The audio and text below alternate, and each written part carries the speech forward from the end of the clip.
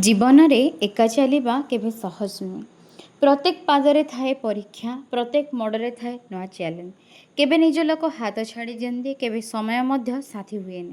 तथापि जे निज उपरे विश्वास रखी आग को बढ़े से केवे पराजित हुए।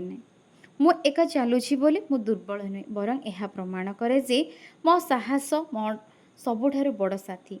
लोकंक कथा, अवहेला और समालोचना मते अटकाई पारे नाही, कारण मो लक्ष्य मो भय ठारु बहुत बड़। एका चलुथिबा प्रत्येक झीवर आखिरे थाए हजारे स्वप्न, हृदय थाए अनेक अकुहा कष्ट आ मनरे थाए एक दृढ़ संकल्प। दिने ना दिने निज परिचय निज सृष्टि करिबी।